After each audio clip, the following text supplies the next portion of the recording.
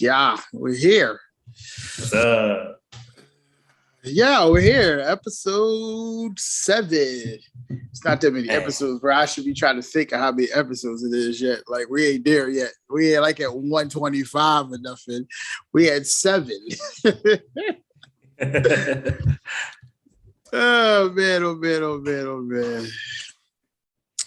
So, yes, we are here. Welcome to episode 7 of B&B on the Clock. It's your host, the coach, Reggie, and the soldier, JB the Kid 1, man. What's up? So, brother, how was your week? Let us know how it was. Let us know what was going on with you. Man, oh man, the Army must think I'm an interior decorator. That's how it went, man. I was over there putting up plaques, and we got a dog and pony show coming on. Some Master Chief of the Navy supposed to be coming in, so we had to revamp our old building, and we had to make it look brand new. So that was very interesting. And I'm the only lower enlisted, quote unquote, so to speak. Everybody else is officers and stuff. So it was real interesting how it all worked out. They put me in charges and stuff. I'm like, bro, I ain't never messed with no cement nails, no drills, and nothing. But I bought a 4-day, so hey, congratulations! Congratulations! 4 days is always good. Yes. Yeah, my week was cool. Coached some basketball this week. Won a championship this week. Got trophies on the table. I show it off because I got to bring it. I got to bring the chip home. So facts. Yeah, so I show that off. I mean, besides that, week was cool, man. Can't complain. Work is work. Still not fully back yet, but they got me doing a bunch of other nonsense in there. So it is what it is, man. It's been a long week, right? I'm happy that it's over. Right. Oh, man. So, we here. Let's toast to the show. And we get ready to go on the clock here. And so this week I don't have a shirt on. I didn't change when I got off work. I came straight from work to jump on the pod today. So I'm in a work shirt, but it's my old aviation maintenance school shirt that I used to when I went to aviation maintenance school. So that's my shirt for this week. Oh, okay. If you want to learn how to fix planes, I would say that's a good place to go. Oh, okay. Shout out. Aviation Institute of Maintenance is a great place to go, I guess. I never used anything I learned from there because I started working at the post office. Word. Stuff happens, But, let's get on the clock with our first topic of the day. We start out with sports because, we're kind of a sports podcast. Yeah, everything, music, everything podcast. So we're gonna start where we always start. We're gonna start with the sports. So we're gonna do something different. We're gonna start talking football first because we got a lot of basketball stuff to get to. So we're gonna get this football out the way. So we're gonna start with the NFC West. Predictions. We're gonna talk about what's going on over there. And I'll let you. So you got the 49ers, the Rams, the Seahawks, and the Cardinals.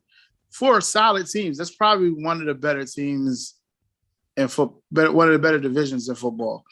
So I'll let you start. You can give your predictions and what you think about the division. So with the Rams this offseason, I think they picked up Matt Stafford.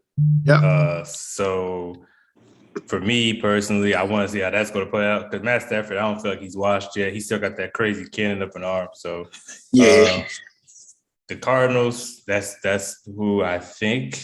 I don't know. It's kind of hard. That's the Cardinals or the Seahawks. One of them birds. Okay, one of them birds will come out. I wouldn't be surprised to see how the situation unfolds with the 49ers because I believe in Trey Lance at a North Dakota State University. Yeah, State University. Yeah. So Nick Bosa is supposed to be coming back off an injury, so that defense, a lot of people were injured last year on that defense. So yeah. The only thing is that now they have like a hole at cornerback because they did have Richard Sherman, and I don't know if Richard Sherman's going to be playing this year or for. I don't think so. I think he's still a free agent out there. So yeah, and he got in trouble too. So yeah. So I don't know, but yeah, if I had to choose off the top of my head, I would go with the Cardinals. because they picked up J.J. Watt and they still got D-Hop and Kyle, I think it's Christian Kirk and then Kyle Murray. Kyle, So yeah. but then I think they got Larry Fitz still, right? I don't think he Yeah, retired. yeah. Yeah, He didn't retire yet, no. I got them. And then I got the Seahawks. Then I'll put the 49ers, then the Rams. Ooh. I'm totally different on that one. I got the Rams winning that division. Oh my goodness, Lord have mercy. I got Matt Stafford and that high-powered offense, and their defense is loaded.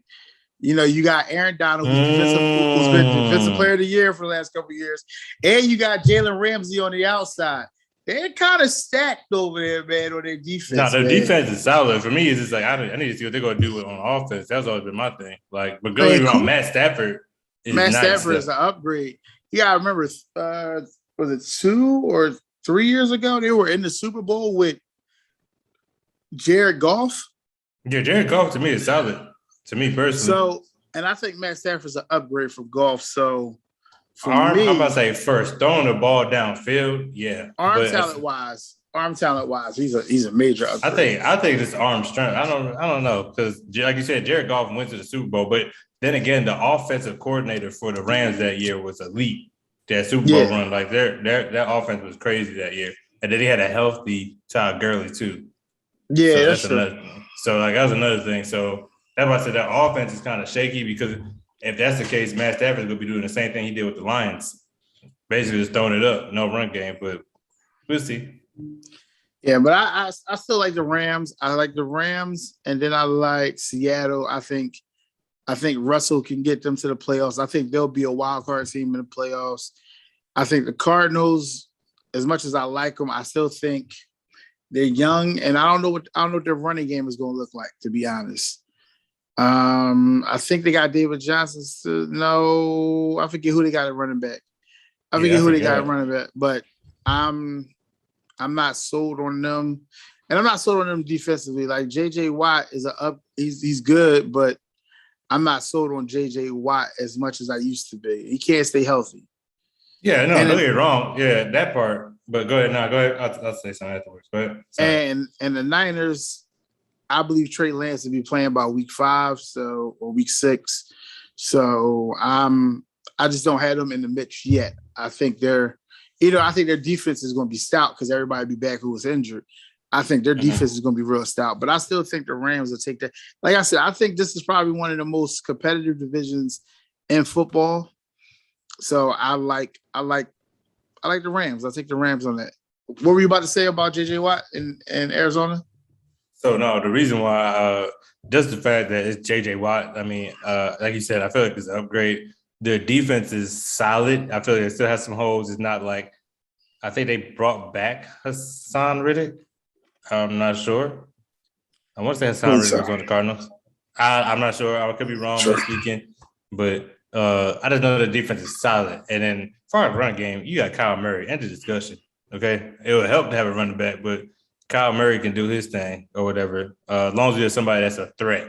Because Kyle Murray on that read option, and surprisingly enough, he actually has pretty decent. Like he surprised me, even though I knew what I was getting when he surprised me a lot. So that's why I got them kind of going off with the division. But yeah, I didn't even think about the defense of the Rams. But yeah, with AD, and then you got freaking Jalen Ramsey. That's my dog right there. I don't know how I forgot, but yeah. But yeah, I still got the Cardinals winning.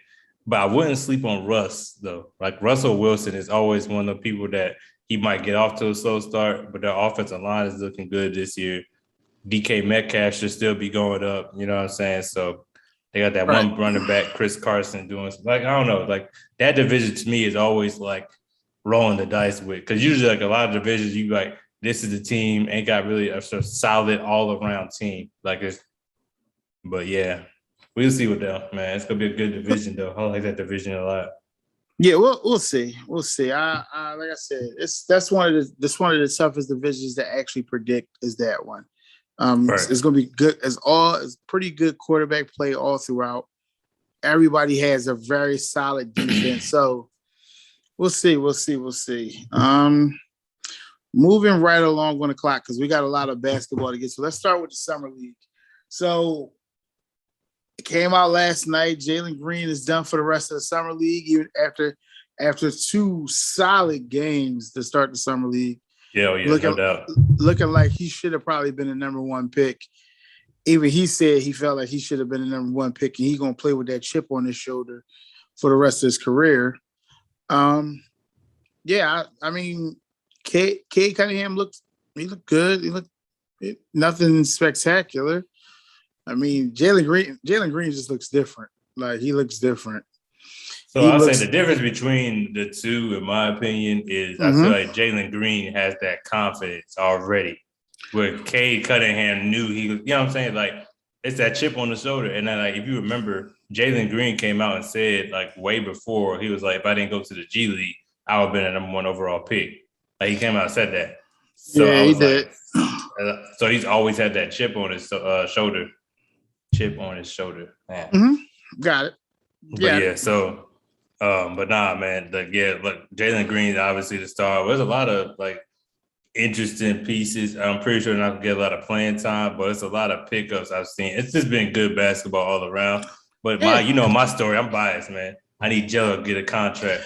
I was about to go there. I need Jello to get a contract, man. I mean, Jello look good. Jello's look good, man. Listen, LeVar said it. He preached it. He told us what it was. He had 3 sons in the league. I can really see 3 sons in the league. Like, I mean, LeVar said it. It's sounding good. It's looking very promising. You got 1 kid that just got over 80 mil. You got 1 that just won Rookie of the Year. And now you got 1 that looks like he's going to sign with the Hornets. Like, you had 3 in the league. Yeah, but I ain't going to hold you. Not to, you know what I'm saying? Big Baller Brand wasn't the first brand to do that. You know what I mean? Like, all the holidays up in the league right now. That you got the Antetokounmpo Bros right now winning chips. Like, bro, that's what I say. Like, don't get me wrong. I think the reason why we pay so much attention to the Ball family is because the outrageousness that's spewed out of LeVar Ball's mouth. Absolutely. He started off, he said Lonzo was better than Steph Curry. Don't get me wrong. Lonzo was nice, but bro. I was a big Lonzo fan, still am. So, listen, man. If I was him, I would promote my son the same way. I'm sorry. I liked how he promoted his son. Like, I like how he promoted his sons. Listen, I would have been my son's biggest supporter too, and promoted him that way if that's what they were doing. You know, like, I totally agree with him being loud and boisterous for his kids. Like, who else is going to do it but him? So I agree with that. I want to talk about my Sixers for a second in the summer league. Tyrese Maxey is showing me some stuff, man. Listen, as much as I want Dame, and I keep saying nobody's untouchable. Oh, no, he got to go for Dame. He got to go. He got to go. He got to go. He's nice, though, but he got to go. Like, listen, he had 31 last night. He getting buckets, man. Like, the kid can play. I wish I would have watched that game because my phone was booming off that game last night. I was like, God, leave. Yeah, he got busy last night. He got real busy last night, and I like how he go, man. I like how he plays. I like the effort he puts out. You can tell he's working on his game. He even said it coming into last year. He didn't have a summer league. He didn't really have a training camp. He came to the Sixers 2 days before the season started, and was going like so. Right. Yeah. I like it. I think he's going to be really good for the team. I mean, but if we got a chance to get Dame and he's part of that deal because of how he's played in summer league, I guess you make that deal then, because I want Dame with Joel. So I can't talk enough about that.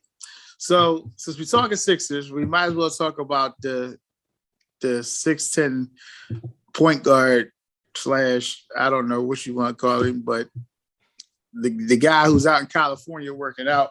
Reports have come out that he said that he only wants to play in the California teams. So that was the Lakers, the Clippers, and the Warriors. I mean, Sacramento's in California too, so I don't understand why they weren't on his list. But, You said California. You left it very. You know dang well why that team wasn't on his list. I mean, it's California. It's California. You said California. Whatever. I don't care where you go. Like, you can go to the Lakers. I'll be happy if you go to the Lakers. Stop wishing that. We already got our point guard. We're good. Good. I don't want. I'd be extremely happy if LeBron pulls it to where his guy comes over there and plays with him. Like, that's fine. It's fine. That's LeBron's guy. No, bro. Like, that's stupid. Like, not with no Russ. Give y'all Russ? Yeah, you give us Russ. Y'all take him. No. Heck no.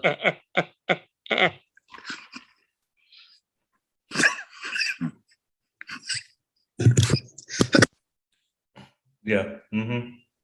Oh, shoot, my vape. Oh, anyway, go ahead. But anyway, that's what you get. That's what you get. Hey, that foolishness you out here talking about. Man, listen, I'm just ready for him to go, man. Like, I don't care where he goes. I don't care what. I really want to trade him to Portland. I want Dame. That's all I want is Dame. That other reports came out saying that his relationship with Doc is irreparable.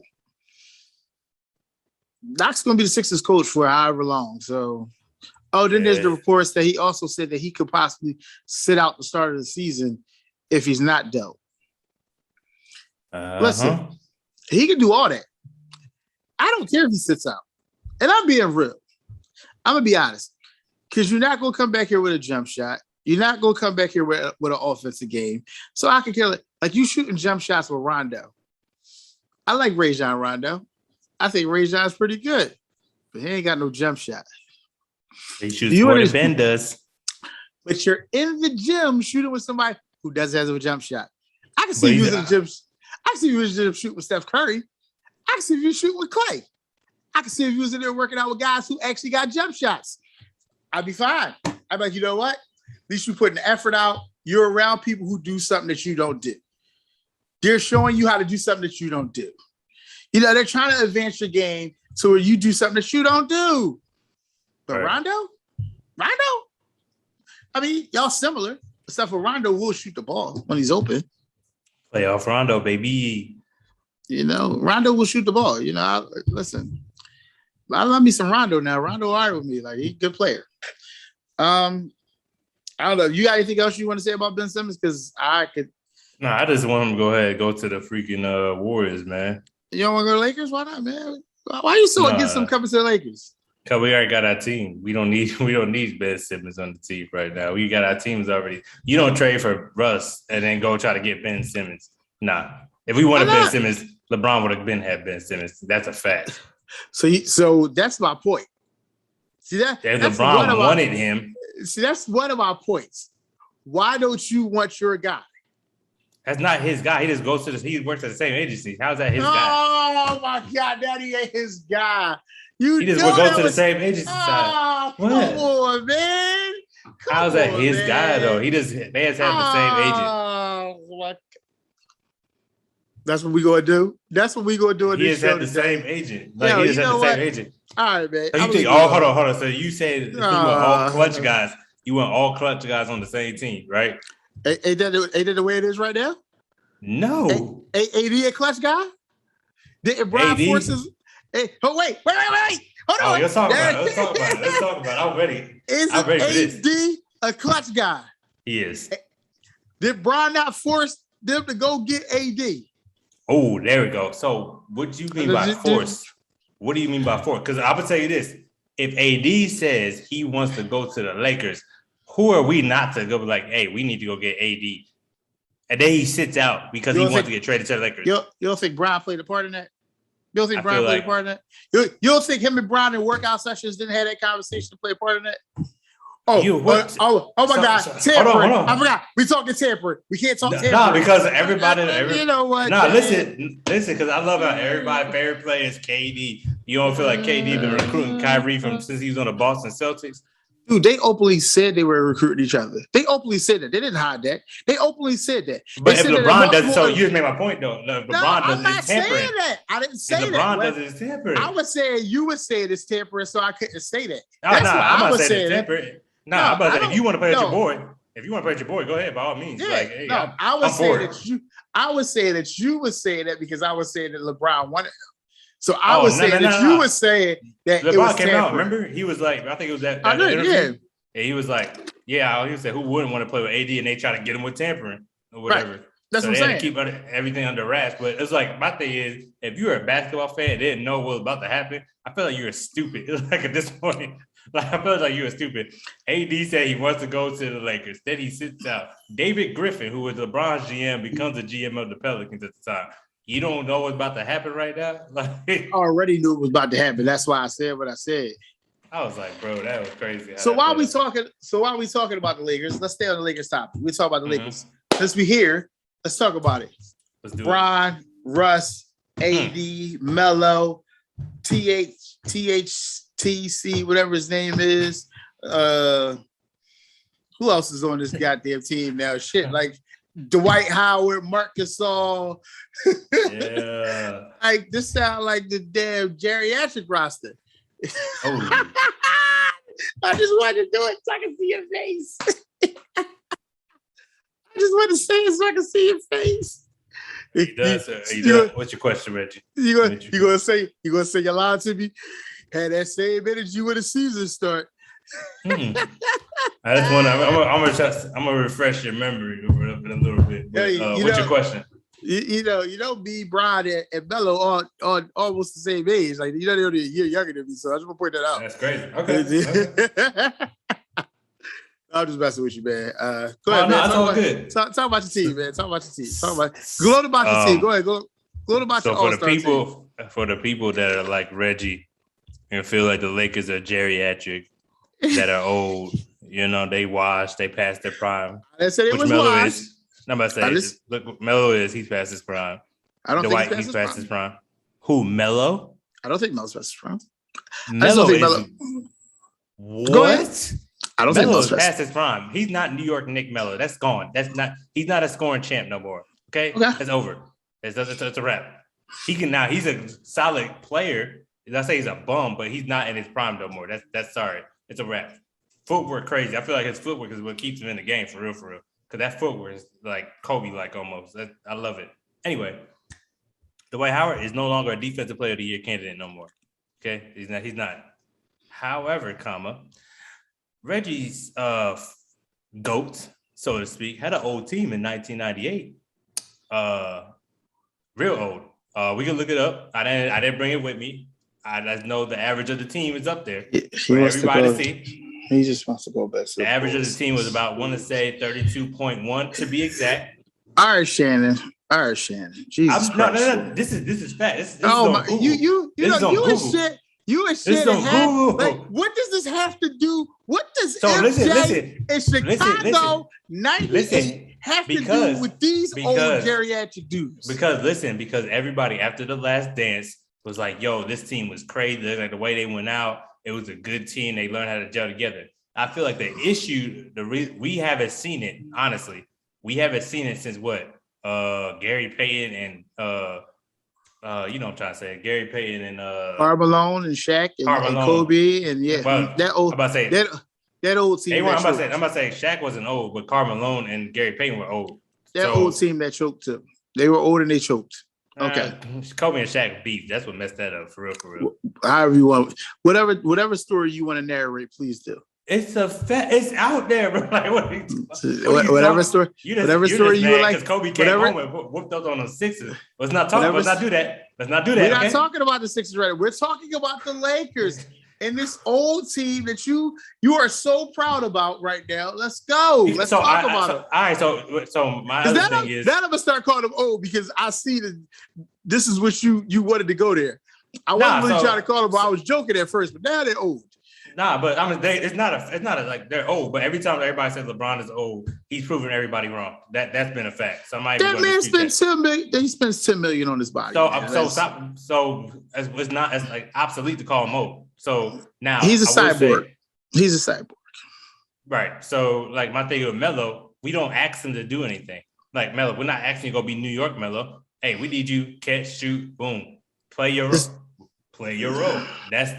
That's what I love. Now, the issue I have, okay, and I'm going on record, when we had the option to trade for Buddy Hield or Russell Westbrook, I was hype about Buddy Hield because I was like, you know what? That makes too much sense not to, like go out and get Buddy Hield. Basketball on paper, LeBron needs an elite shooter, create his own shot. You know what I mean? Ain't got to worry about turning it over. Hey, do your thing. I can go on the bench, breathe a little bit. It'll be all good. Buddy Hield wore his number 24 because of Kobe since college. It's a perfect story, right? So, but then all of a sudden, we talking about getting Russ. I'm like, wait a minute, hold up. I thought we needed somebody that could shoot to start. However, why not bring the hometown kid home? So, yeah. So, all right. So if you look at it from that aspect, why not? Shout out to Russ. Why not? But at the same time, it's like basketball wise. And then Skip, talking about Shannon, Skip made an actual interesting point. I feel like LeBron is out to try to prove that he can win with Russell Westbrook for real. Because KD said he couldn't. Yeah, literally, you know what I'm saying? So, like, me personally, I would love to see it. I feel like on 2K, it's going to be the team to beat, right? Because it looks good. So, can I ask you a question? What position you played on 2K? Shooting guard. You're a Lakers fan now. What position? When your creative player comes out, what position you going to? Shooting guard. I'm going to be Russ, me, LeBron, Dwight, and AD. Okay.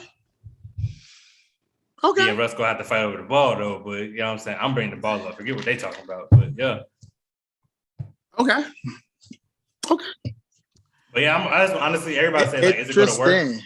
But I just want because I don't feel like Russ is going to average triple double. It's just just because like it's Russ. I'm not second guessing that.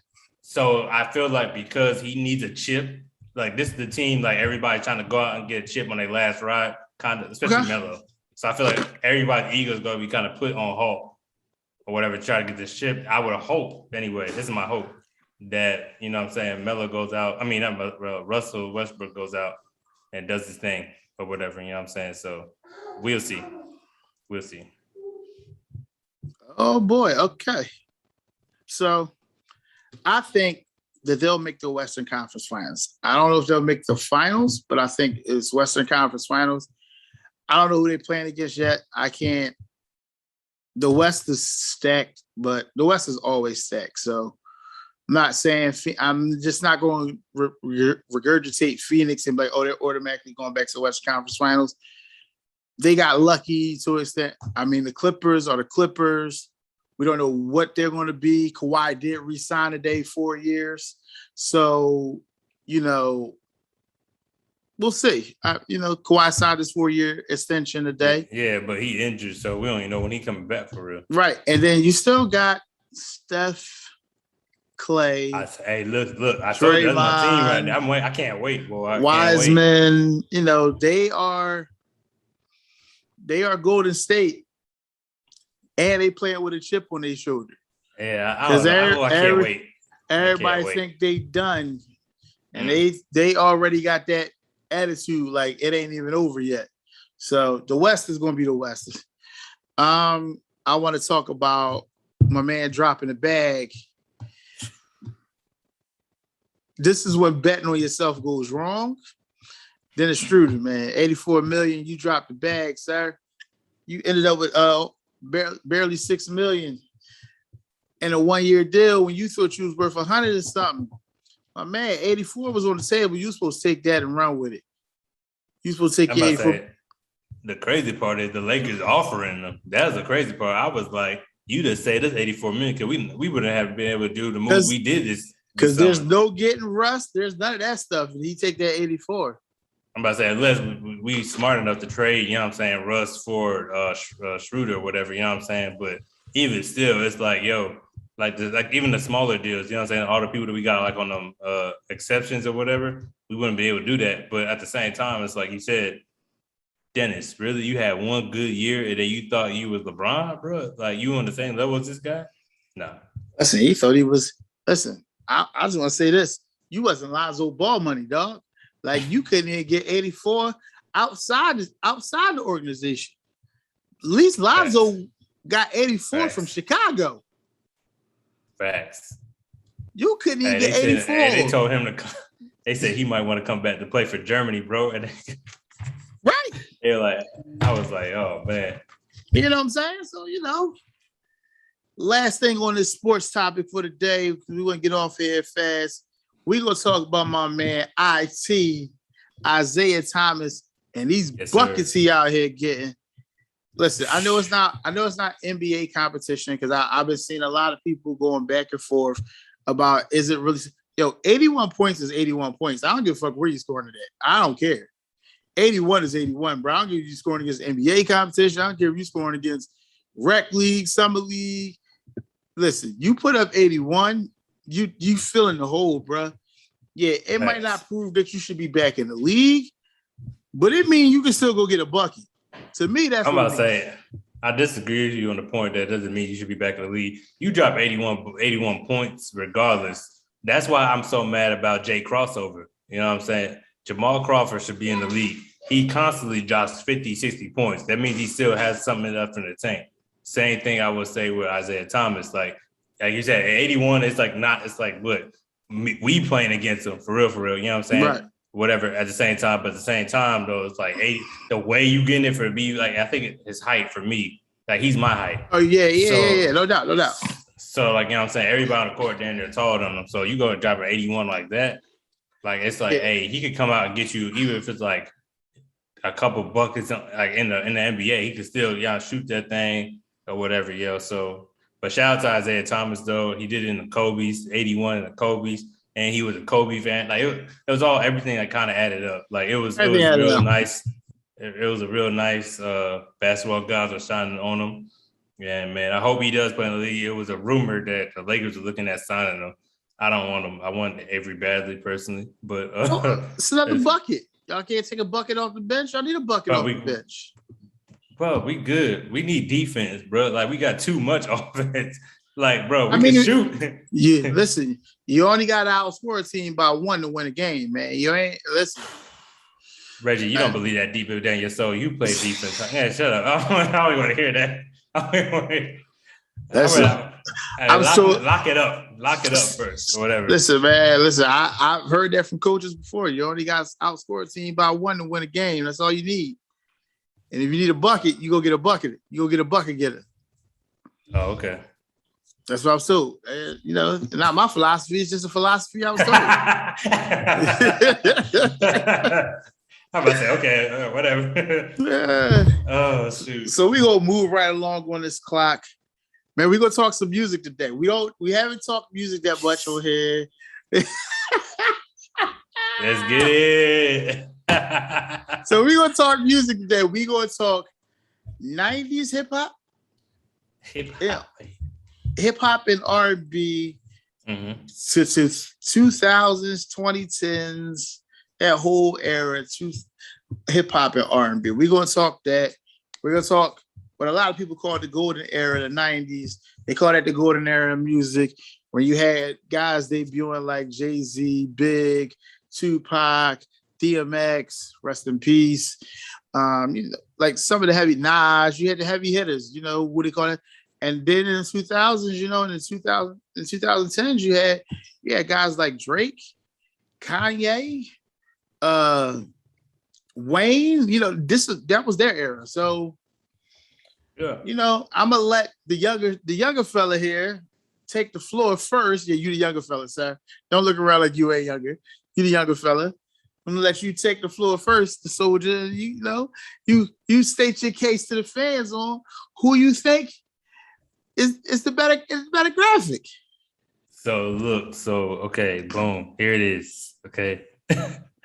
So when we talked about this, fans, when we talked about this, first of all, I already knew once I said it, I couldn't take it back because I felt stupid being born in the 90s, arguing the 2000s. However, like I told Reggie off the air or whatever, when it comes to the 2000s or whatever, what do you think of? You think of dancing. Like all the dancing came out in like the 2000s.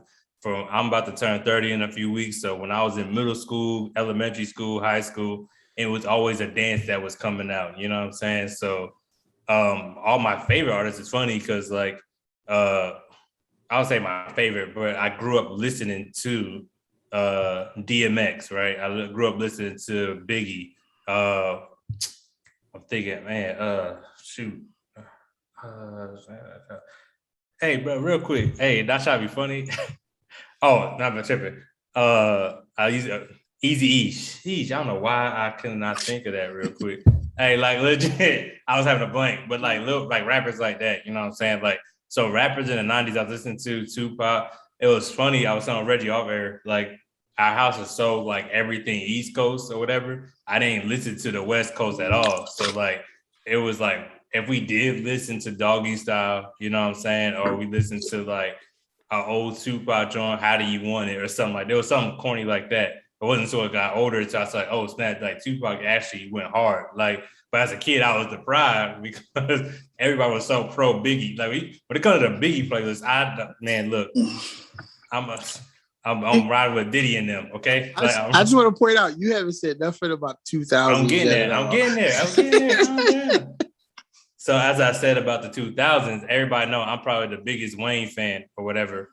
So like Wayne's my guy. Like I grew up listening to Wayne, Juvenile, like everybody, 50 Cent, Kanye, you know what I'm saying? Like those are all the people I kind of like when I actually got into rap music or whatever. Those are the people I was really listening to. Shout out T-Pain was probably one of my favorite artists, even though I know he's not rap, but he was definitely as far as an artist or whatever. I kind of like, he's different. It was auto-tune. I never heard auto-tune. So like growing up in 2000 is not as bad as everybody made it sound out to be if you had the right artist in your ear. Because like when we say old Kanye was like the greatest Kanye ever, right? We say the Wayne, the Carter 1, 2, 3, you know what I'm saying? The dedication, it's free. And of course you got Nicki Minaj, you know what I'm saying? Like, but even then you had Terror Squad with Fat Joe, Remy Ma, like it was Pat Poose and them, like it was a lot that was going on, you know what I'm saying? But everybody had a dance. That was the issue. Like you got into the music through a dance. Like Lean with a Rock. I didn't know that. Fuck Lil Jon. Like, you know what I'm saying? Like, I didn't really care, but you know what I'm saying? When I started listening to him, I'm like, oh, snap. This crunk music actually lit. Boosie, you know what I'm saying? Boosie was like, I was just waiting for you to say you got. You already know I'm gonna say something about Boosie. Hey, when that whole Wipe Me Down John took over, like DJ Unk when he came with Walk It Out, like you know what I'm saying. So it was a lot of stuff like that. Like I feel like as I grew up listening to music in the 2000s for real, especially rap music, it was always related to dance. Like you didn't listen to music without it being associated. Soulja Boy, aka Big Draco, okay? Big freaking Draco. Funniest dude I ever met. But he really did start a lot of the trends as far as it being mainstream or whatever, which like I say, I give him credit. He be smoking that crack. I don't know what he on. But hey, look, like even Bow Wow, let me hold you. Like, you know what I'm saying? That stupid dance. Like, yo, you know what I'm saying? Like Bow Wow, Romeo. I can't, yo. Like, you know what I'm saying? Like, hey, that verse was funny. Anyway, but listen. But not like a lot of people, like as far as like rap music, it was just more so like if you had to dance with it, that's how a lot of people listen to it. If you're my age right now, and you were telling me at like 5, 6, 7, 8, you were listening to Jay-Z, Tupac, and Biggie and all that, I'll have to pull your card because you don't really start understanding music and music lyrics until you're about 9, 10, 11. And that means you'll put you in the 2000 age bracket. And it was for the 99, 2000s, you know what I'm saying? So I always tell people, be realistic. Around me, you know what I'm saying, my older brothers and them, yeah, they listen to whatever they wanted to, whatever you peep your head in. Now, switch it over real quick to the R&B side. If it ain't Usher or freaking Chris Brown, but I don't want to hear it. Alicia Keys, free my wife, Alicia Keys. I don't want to hear it. I'm sorry. As far as 2000, I don't even want to. I don't even talk. For me, it's 90s. I'm an old soul. Everybody knows me. All the way from Anita Baker to the Jackson 5 to Luther to Teddy to I'm an old head. So when it comes to R&B, you know what I'm saying? The greatest R&B artist to me of all time is R. Kelly. I don't care what y'all feel or how y'all feel about it.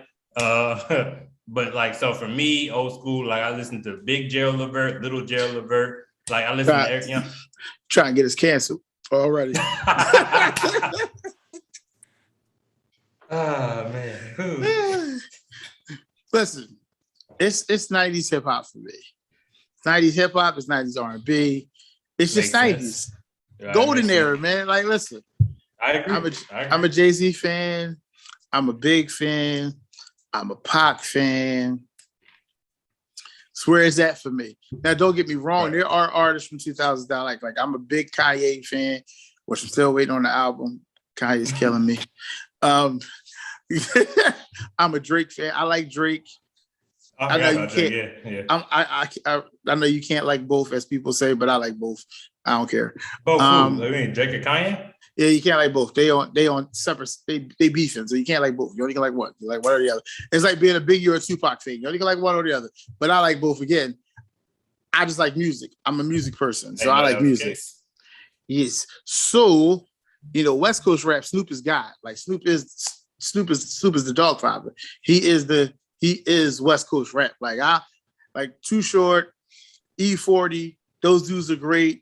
But when you talking mainstream West Coast rap, you talking Snoop. You talking Snoop. Dre, the super producer, he laid down the beat. Snoop laid down the vocals. They were that combo. They was like Jordan and Pippen. Like shout out to Death Row. Oh yeah, Death Row. Death Row Records. And then when you add Tupac into that Death Row mix with who he was as a rapper. It was a rap, B. He could sing about loving his mama 1 minute, singing about the pregnant girl who just gave a baby up and threw it in the trash can to tell you he just fucked your wife. Dang. Like that nigga could go all across the board. Like he was who he was. Right. Yeah. And then you had the explosion of Southern rap. So you had your Outcasts, you see but that's early 2000s. I'm about to say, I didn't even include freaking Outkast like that. Hey, rap has grown where it is right now. Is it in a great? Wow. Yeah. Like, is it in a great place right now? I don't know. I can't say it is, and I can't say it ain't. I can say I don't know. I can say that a lot of these young rappers today are talking about all they talk about is killing. Like that's all they talk about. Like they don't, and they telling them themselves in their songs, which is the craziest thing I ever thought of. So, that's beyond mind-boggling to me. But there are still lyricists out there. Like I think Lil Baby is a lyricist. I think Dub Baby is a lyricist. Like I think those guys are lyricists. Like I think Lil Baby. So you really not gonna sit here and say J. Cole? Like you really not gonna sit here? I didn't go that far. You didn't even let me get there. Like you didn't even let me get to J. You didn't even let me get to the J. Coles, to the Kendricks, to the bar spitters. Like you didn't let me even get to the bar spitters. I was talking about the popular guys, and then I was about to go to these actual bar spitters, like these guys who spit real bars, like J. Cole, your Kendricks. Like they're bar spitters. Like. For even that matter, you could say Nipsey was a bar spitter before he died. Oh no, like, yeah, facts. You know what I'm saying? Like these guys are bar spitters. Like they put heavy work on. Like they put their work on the track. Like they get it in. So I think music is in a great space. I think music is music's always going to be something that people can latch on to. And I think hip hop and the culture is always something that people can latch on to. There's always going to be a way to latch to the hip hop. But do I think an era is better than the other? I mean, I'm an 80s baby who grew up in 90s music. So for me, it's always going to be that era. Like that era is always going to be like I could always pop in Reasonable Doubt, Jay's first CD, and I'm going to listen to it front to back. Like I'm always going to be able to pop in Ready to Die and go front to back. So for me, it's always going to be in that area. Like that's always going to be my lane. I know we said we was going to hold off on our top fives. We was going to say that for our top 5 episode because we're going to do a top 5 episode. Sports, music, we're doing top 5. So we're going to hold off on that. We're going to hold off on talking about our top 5s and picking our top 5s a day. So we're going to move right along on the clock and we're going to talk about the COVID-19 restrictions coming back. So this is, in Philly, we are at wearing masks again. It came out on Thursday that even to enter a building, you have to wear a mask. If you are vaccinated, you have to have your ID. and show your vaccination card to be not allowed to wear a mask. If you go into a restaurant, walking in, you have to wear a mask when you get to your table. You can take your mask off, but when you walk around the restaurant, you got to put your mask back on. So we're back at the mask stage, which for a lot of people here believe that if we're back at the mask stage, that means that we're about to get ready to go back on lockdown. I'm not too sure about that part, but I do know that the numbers are rising here. People stopped wearing masks, and a lot of people didn't get vaccinated. So it's causing people to catch it again. And some people have caught it multiple times now. And, this thing ain't nothing to play with, man. It ain't nothing to play with. And I just wanted my co-host here to talk about what's going on in Germany and how it's totally different over there and how they're combating the virus. So in Germany, I got here in January. Everything was locked down. We had to do 14 days quarantine in a hotel, and then we were allowed to look for our house and all that good stuff. Probably around May, June-ish or whatever, everything started opening back up. It was basically if you got vaccinated, because where I'm at in Kaiserslautern, Germany, it's a military community, even off post. There's a lot of people that live in the military. So a lot of people have been vaccinated already. So I think I was telling you before, it was obviously optional. You want to get the vaccine, go ahead and get it. For me, I personally got it because I was traveling. I was going on TDY a lot. So I was traveling and going to different countries. And I was like, my biggest fear is I bring home COVID and I give it to my family and they ain't even do nothing. They ain't even going out nowhere. So I went and got the vaccine. Side note, real quick, disclaimer, a vaccine is not a cure, okay? The vaccine is not a cure, okay? I just want to make sure everybody knows that. Moving on, with the stuff they have here is they just brought back the mask mandate here. So if you get up, I'm sitting at my desk right now, I can take my mask off. If I go to the bathroom, I have to throw my mask back on. To go to a lot of clubs and bars out here, some are wishy-washy. Some you don't need your vaccine or whatever. They do a tracking app. So if you somebody had COVID, they can track who was all there through the app or whatever. And then you have some places that need your vaccination card and or a test.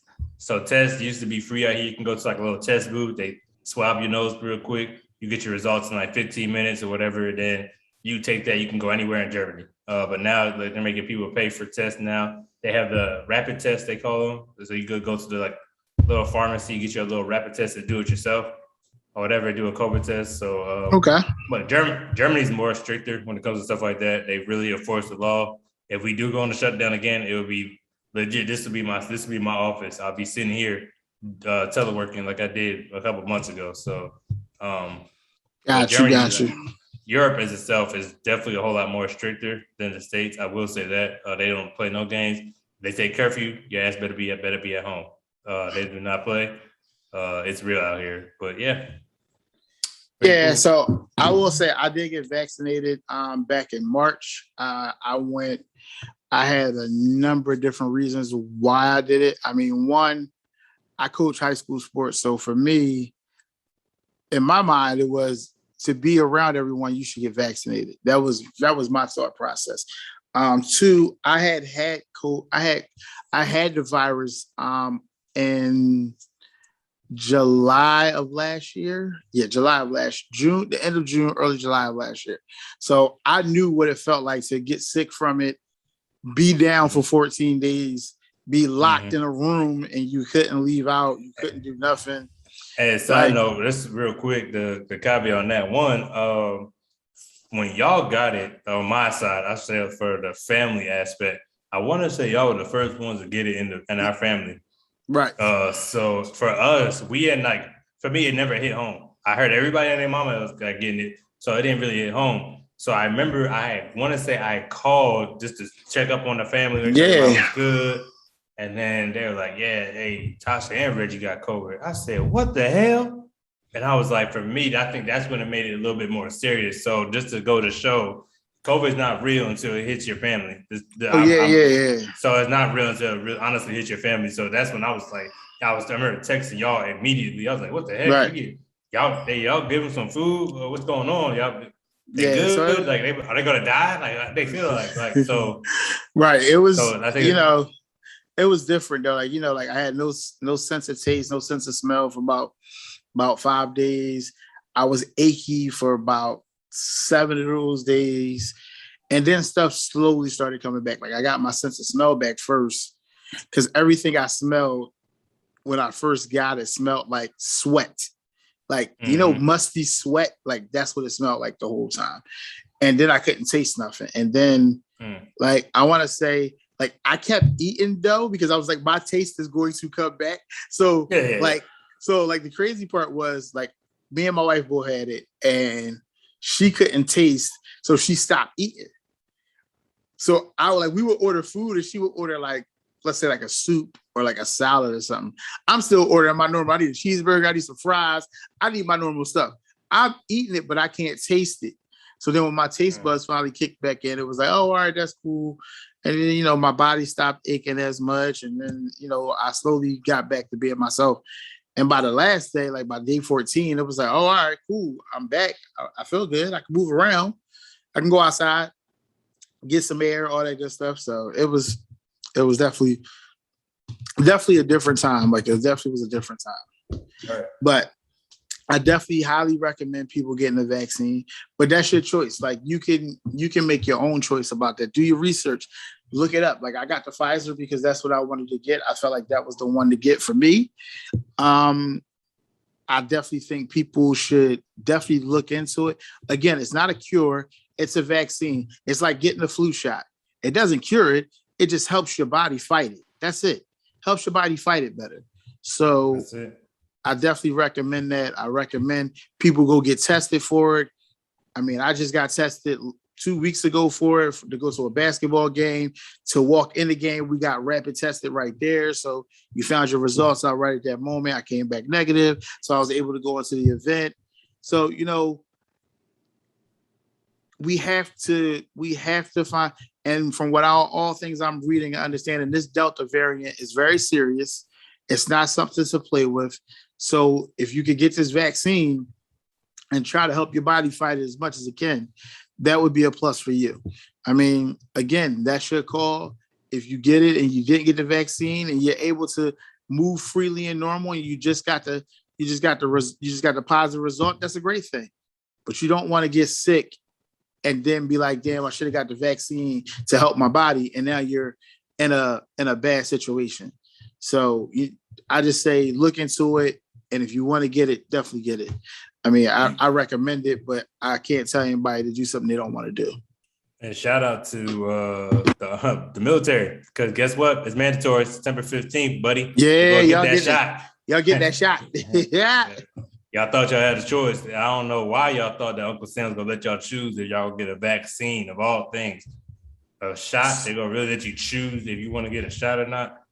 Anyway, but yeah, September 15th, bro, you're going to get vaccinated. So all that stuff you was talking about, oh, I ain't getting vaccinated. Yeah, you are. Yeah, you are, bro. I thought I put out there because I was so happy when they made it mandatory, because I was like, everybody was talking trash about it. And I was like, bro, y'all know it's going to be mandatory eventually. Yeah, like, I don't understand. Like, you went to basic training, you got lit up in your arms as soon as you got there. So I don't know. But yeah, so man, let's go to the next topic. All right, so we're going to move on to fan questions. We got some fan questions for this week. I know you had one from a family member, so I'm going to let you start with that one. So I wasn't able to find it, but I want to shout out to my brother. So my brother gave me a question. It basically talk about, to some paraphrasing, it talks about the family dynamic and basically why does it feel like we never could come together as a family, but because the label brother and sister, you expect that person to always be there or whatever. Why do we always expect that or whatever? And I'll tell you from experience, me personally, I was like, hey, fool me once, okay? That's always been my thing. Like, don't get me wrong, you know what I'm saying? You grow up with your siblings, your cousins, whatever. You grow up with these people or whatever. And like, I feel like because they're family, you feel like you have to ride with them. A lot of people like on that Van Diesel, you know what I'm saying? Like, never turn your back on family types. You know what I'm saying? But at the same time, like family will do you dirty with the quickness, and they'll use your blood or the fact that you're related as a scapegoat. Man, you're supposed to have my back, man. Look out for me. Speaking from experience, when I joined the military, I was the first one to do so in my family. And a lot of people would hit me up like, hey, yo, I need you to do this. And if I didn't do it for them, I wasn't shit. Excuse my French, but I wasn't shit. So I didn't talk to a lot of people. Like me personally, I cut a lot of people off because I had people, you know what I'm saying? Like I co-signed a few cars and yeah. I did some stuff. Can you co-sign my car? Shit, you co-sign the cars. You want to co-sign for my next car? Shit. Hell nah, big dog. I learned my lesson the hard way. I'm just saying, like, you know, like. Yeah, I was doing some off the wall stuff, man. I messed around and put a phone. It's in my name for somebody, and they messed around and ran the bill up. I let a family member, you know what I'm saying, drive a rental. But anyway, I've done some things, but in the name of family, because I always feel like I have to look out for family. And that's always been the way I was raised. It's like, you know what I'm saying? Like, if I'm coming up there, you come up at the same time. For me, I always say, like, I used to use that as an excuse and let people walk all over me. So when I stopped doing it, I became an asshole, excuse my French, but I became an asshole. So it is what it is at this point. So I always tell people, like, hey, do what you got to do for you. You know what I'm saying? Honestly, and this is the one thing you have to realize, once people honestly seeing that you're bettering yourself and you're actually doing good, you know what I'm saying? They're going to want to be around you regardless, if that makes any sense. Because your light shines the brightest. The people are going to want to throw shade, but you can't help it if you're like that bright. They're going to be attracted to you like a moth to a flame. Bruh, right. I got bars, okay? That was bars right there, okay? That's a bar. But seriously. So with that being said, I hope I answered his question to a certain extent, but I always say be yourself, honestly. As me, I'm the oldest. So what I try to do is lead by example. Because I don't like preaching. I used to hate when people preach to me. So I always try to lead by example. If I've done it before, I'll tell you what to do. If I've never done it before, I will never tell you something I'm not willing and able to do. That's one thing I will not do or whatever. Absolutely. I always feel like if I'm giving you advice, I literally have either done it or I'm like, hey, look, I've seen some people close to me do it this way. We should go about this way. So a lot of people that I try to talk to, especially family members, because I am the oldest, I will give them advice or try to take the high road. Sometimes, though, it gets ugly, though. You can't always take the high road. I learned that the hard way. Can't take the hard road. Because, boy, I ain't gonna lie, I'm confrontational, so I love getting dirty with everybody else, though. So for me, I am an only child, so I don't have a sibling issue. I have a bunch of cousins who all lived with either my mom or dad at one point in time. So they're kind of like my siblings, I would say. So because we've lived in the same house under the same roof and went through some things together. So I guess you call them my siblings. But for me, that small group of people is probably the people I associate with, and then their kids. So I know it's going to make a lot of my family mad when they watch this, but I really don't know a lot of y'all and don't really mess with a lot of y'all like that. Like, my mom was very sacred with who she had around me as far as family went. And my dad is the same way. So the family that I was around is the family that I know. Like, yeah, over the years, I've grown to know a lot of y'all just because I did my own thing and I branched out and wanted to meet family members and stuff like that. But for real, man, my small circle of family that I'm around is the family that I want to have around me. Like, they're the people I trust, the people I talk to. And then, you know, like, I have my extended family, which is my friend group, which is my family. Like, I've known these people 20 plus years. They're more family to me than anybody, to be honest. Like, you know, like, I've known these people almost my whole adult life. If, you know, starting from 9th grade of high school, like, these have been my friends.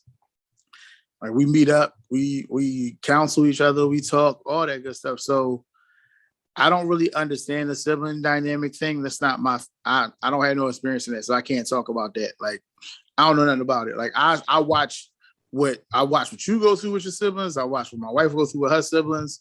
To me, siblings seem like a pain. To be honest, I'm just being real. Don't get me wrong. Don't get me wrong. They can't be. Like, I feel like, so for me personally, the side note, I don't know if I told the story, but I'm adopted, so I didn't grow up with my biological. I'm about to say I have. You told part of it. You didn't tell. You didn't tell this part though, so you can go ahead. I'm sorry. I didn't mean to cut you off. I didn't grow up with my biological siblings, right? So for me, I always feel like I'm playing catch up, trying to learn how they move, how they talk, who's the hustler, who's the one that's gonna, you know what I'm saying? If I need a shooter, who the one going to shoot for? That's them. On my adopted side, I ain't know. Those people have been identified, tried and true. I ain't know who. If I call somebody right now, like those are my siblings. Those were blood before I knew I had blood siblings. That makes any sense. So if anything, like legit, like I'm gonna always hit them up. Hey, like, yo, what's popping or whatever. You know what I'm saying? Those are my nieces and nephews. They were the first nieces and nephews I knew. You know what I mean? So like everything over there. But my biological side is always because, one, we grew up two different contrasts of life. Like I was more so sheltered as a kid to where they're exposed to a little bit more. You know what I'm saying?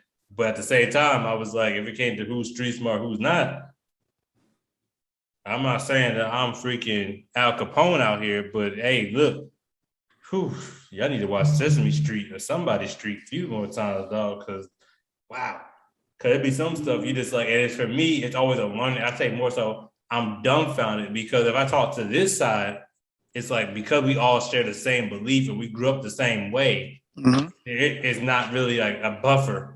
Like we never really have too much beef. If we beef it because like legit, hey bro, like I told you that I need you to meet me up here. You need you to show up. Like what happened? That's the beef, real small. Over there, it'd be some like crazy stuff that's going on. I'm like, bro, like why is it this deep? Like what? Like man, I just So for me personally, it's always for me is like I'm always trying to learn how they move more so. Yeah. And so like, and when it doesn't make sense to me, I literally have to, and that's why I asked your wife, my cousin, I always ask her because you grew up around these people. So I was like, hey, from the outside looking in, help me, okay? Help me. Because like legit, I don't get it. And I was like, I don't like the excuse. Oh, that's just who they are. When are we changing? Because I've heard that story for about 15 years now. So when are we changing this narrative that that's just who they are? If that's it, then it's a dumbass motherfucker. Anyway, see, look, you got to get me out of character. Hey, look. Listen. But don't get me wrong, I will say this, that my siblings, if I needed them to come whoop somebody's ass, though, they'll hop on a plane by all means or whatever. That's one thing. We on some Vin Diesel, like, hey, like if we need to jump somebody real quick, yeah, it is what it is at this point. I could assemble the Avengers real quick. That's one thing. We might fight, we might argue, we might bite each other's head off, but when it comes to can't no outsiders do it though. Can't no outsiders bite your head. That's it. And that's one thing I will say. Look. I'll call Shay right now. Hey, yo, Shay, what's up? Yo, what's up? Like, so yeah, like for me, like I was only child, so I don't know about the sibling thing. For me, it was me. Yeah. And I get it. And I got cousins who move like they my siblings, but at the end of the day, they ain't my siblings. Like we just cousins. So I understand that part too. So when I don't feel like talking to y'all, I don't talk. Like, and I understand people do that with their siblings, but it's a little different when you got a sibling who's your sibling. Like I watch my kids go through it. Like I watch how they act with each other as siblings, and I be looking at them like, yeah, I couldn't live like that. Like I couldn't have another one of us. Like you could. Nah. Because you know first what? Of all, because I tell Twyla, because Twyla grew up an only child. Like so, on her mom's side, she's the only one. I'm selfish. On her side, you grew up with your cousins. So right, because you had your cousins. So she grew up like legit as her cousins were her brothers and sisters. That's how much time she spent over there. It was only a small circle. Every time I go home with them, it's only a small group. It's the same group or whatever. And so like when I go over there, it's like, I said you always say you couldn't grow up with siblings. I said I promise you, this is how it is. Listen, hear me out. I said for the most part, it is. The difference is that y'all came out the same cooch, bro. That's the only difference. No, I gotta share. I gotta share shit with y'all. I don't want to share shit with nobody. Not as an adult, I'm not obligated to do nothing. Yeah, but again, you got to grow up through that part though. I'm happy I didn't have siblings at all. I don't want to share shit. There's nothing I want to share. Oh yeah, but see our parents. Okay, I can't talk for this new school parenting, but our parents we used to get out behind with if we didn't share nothing. Yeah, exactly. So that's a little bit different.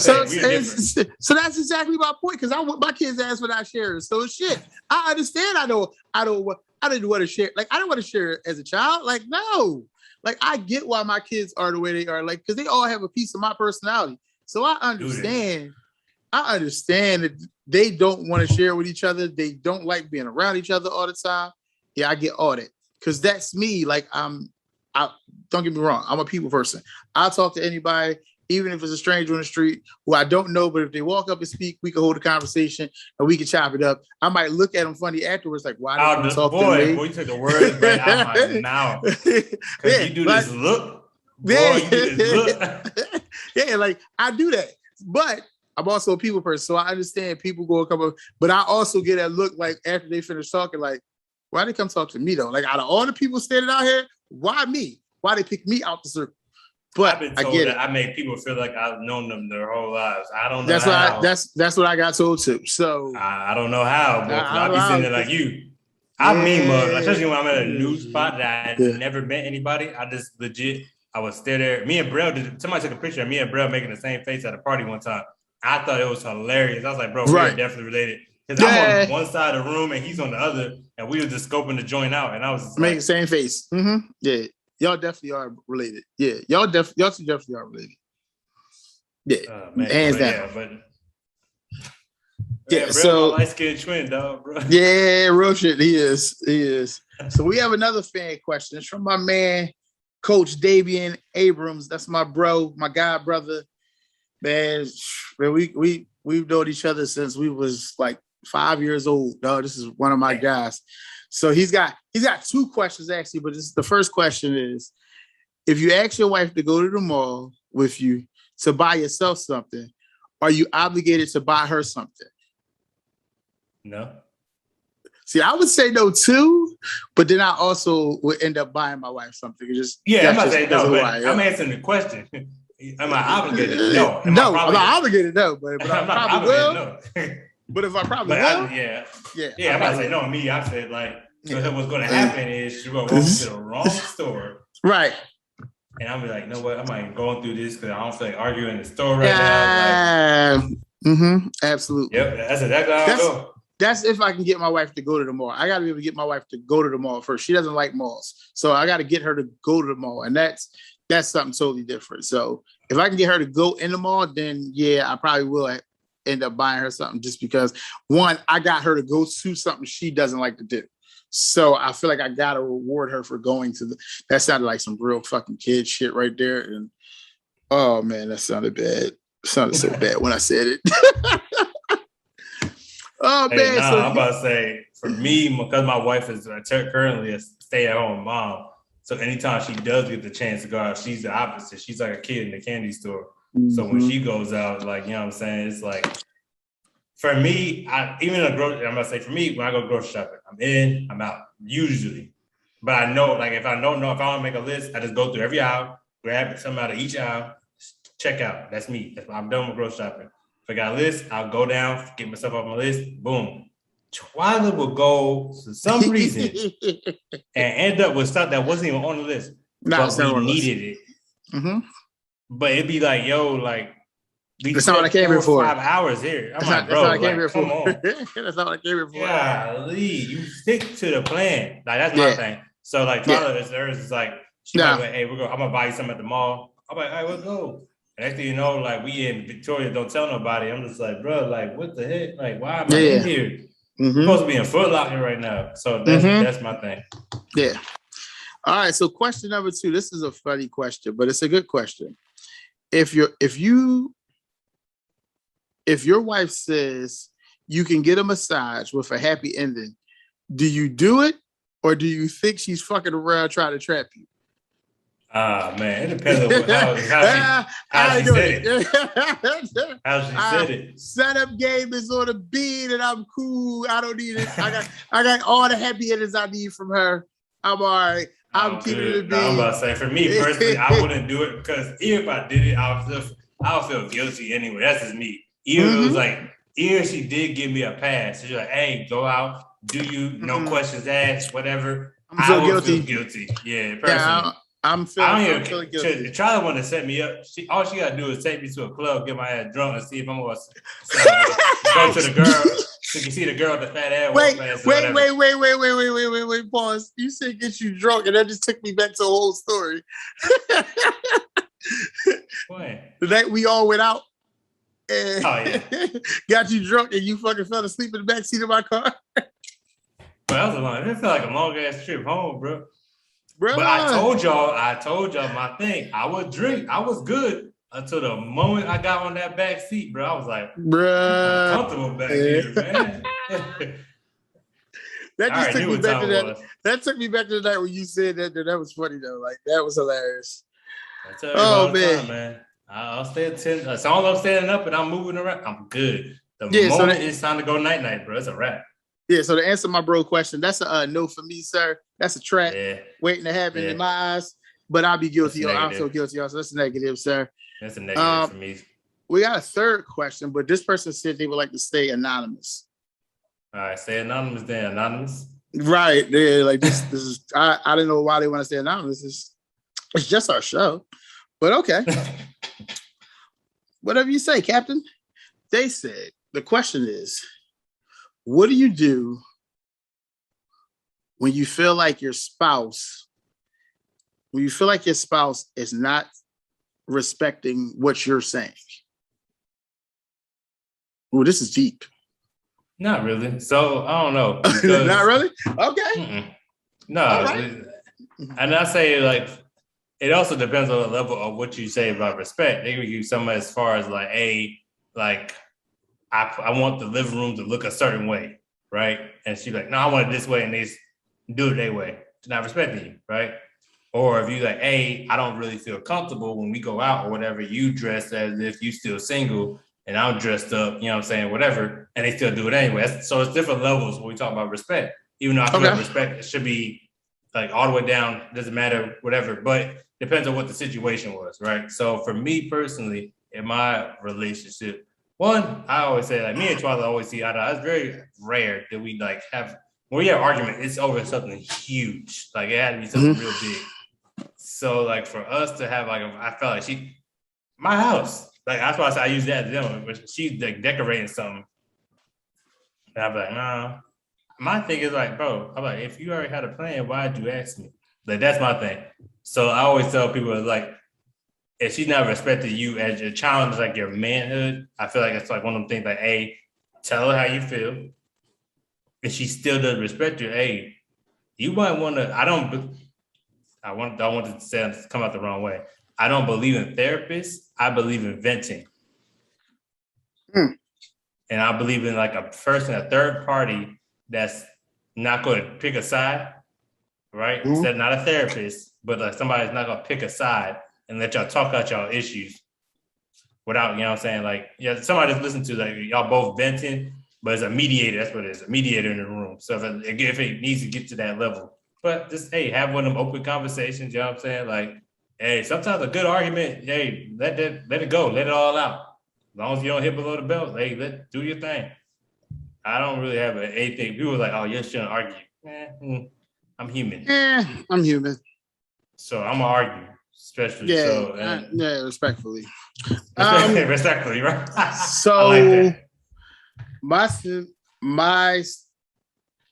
My stance on this is that you probably should say what's on your mind and not hold it in. Right. But if you also feel like your spouse is not listening to you, then you need to find a new way to get your point across. I feel like, like I'll use that as an example. we communicate well, but we don't communicate great. I'll say we just communicate well. And there are times where we both feel like the other one is not hearing what the other one is saying. Like we're listening to react instead of listening to actually understand the other one's point of view. Right. I know I do that a lot. I listen to react. I'm a reaction listener. Like I'm going to listen to you, so I know how to come back at you. Like that's what type time I'm on. Like that's where I feel like my biggest flaw in communication is that I don't always listen to understand. And I can say that honestly, like I've always been that way. I've always been the one to listen to react to what someone is saying. Like I'm going to react to what you said. Like what you said is what you said, and I'm going to react off of that. So that's one of my biggest flaws. I'll say that's one of my biggest flaws. But if you feel like your spouse is not listening to you or doesn't respect your opinion, man, that's something I don't even know how to tell you how to deal with that, to be honest. Like, I don't know how you can deal with that, how you can even combat that. Because if you feel like you're saying something to your spouse and then they still do the same thing over and over and over again, even though you've asked them not to do that thing over and over and over again, then yeah, y'all gotta, I'm big on counseling, so maybe y'all might want to seek counseling. Like I'm big on that. Like I'm big on seeking counseling. I'm big on seeing a therapist. Like those things I think help. I think they help in mental health, and they also help in relationships. So I'm one for it. So I can't really say nothing else to that. We got another question on the tab here. He said, let's speak on why people won't wear masks to stop the spread of COVID. I mean, we kind of touched on this earlier, but, since we hear the fan question part of the show, I guess we touched on it again. I feel like people should wear masks. If vaccinated or not, I'm starting to believe people should probably wear masks. I hate the masks. I hate wearing them. I think they're annoying as all hell. But I'm starting to see more and more that maybe we should be wearing them and that we should have them on. So I'm changing my stance on how I felt about masks to maybe we all should wear them. I don't know how you feel, but you can speak on it, big dog. Go ahead. I'm about to say, I get into the point. Like I said, I got a family to think about personally. So at this point in life, I was totally against the mask to begin with. I was like, bro, like I'm not 6 feet, so I'm not that close to anybody anyway, right? So that was the way I was thinking at first. But being out here in Europe, you see a lot of stuff, cases and all that good stuff, and you're just like, wow, it goes by like a really, really fast. So seeing it firsthand, I was like, yeah, I probably should wear a mask. It's annoying as hell. Sometimes you forget it in the car, then you got to run back to the car when you're already halfway to the grocery store. Then you got to turn back around, run back to the car. That's what I hate about it. Yeah, I'm that guy. So, but y'all say I'd rather be safe personally. Like I said, my biggest thing is just passing it on to my wife or my kids, even though she's vaccinated now. But it's bringing out the cause of it in my household. And so the way I can protect me and mine is to wear a mask. So that's how I ride with it. So people from B&B on the clock, we want to say, wear your mask. Put your mask on, man. Like mask up. We condone wearing masks, man. Mask up. That's it for the questions for today. We left one topic out. We were going to talk about the governor of New York, but I don't feel as though the way the show is going, I don't feel like we should have brought that topic up. Maybe we'll talk about it some other time. Maybe we won't. I'm gonna want to close the show out, man.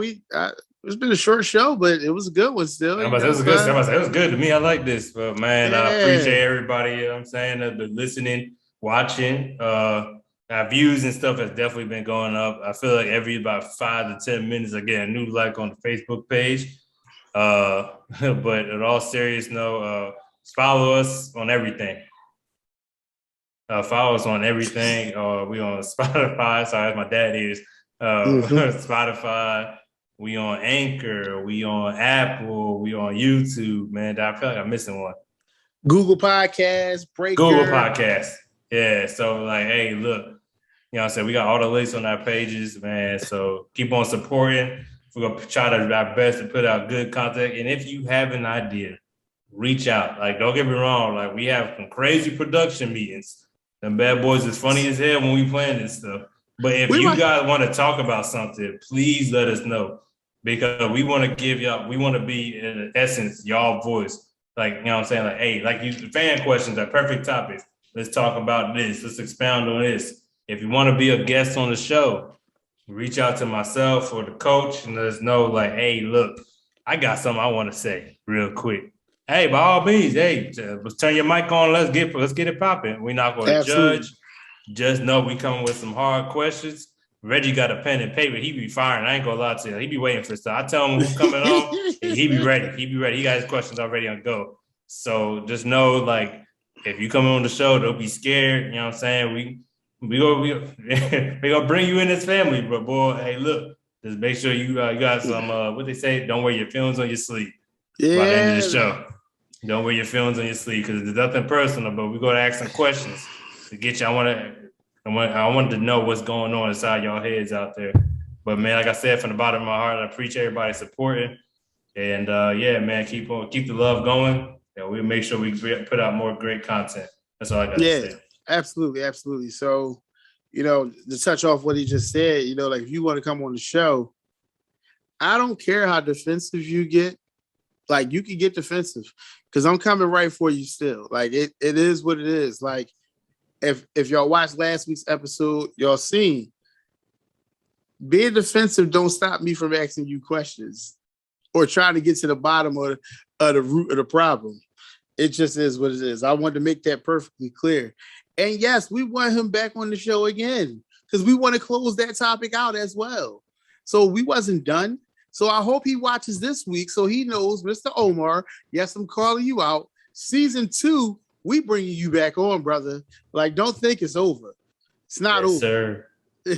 So, but you know, in season 1, we got 3 episodes left. Episode 8, 9, and 10 are coming up. They're all going to be very good and big episodes. They're all going to be huge episodes. So be on the lookout for those. They're coming. You know, episode 8 is next week. That will be a very, very, very, very good episode. You'll be surprised how good it's going to be. I guarantee you guys. Yeah. It's a surprise for y'all. But again, we want to thank all our first-time watchers and listeners, all our last-time watchers and listeners, and everybody that stays on the clock with us. This is from the coach. That's JB the Kid 1.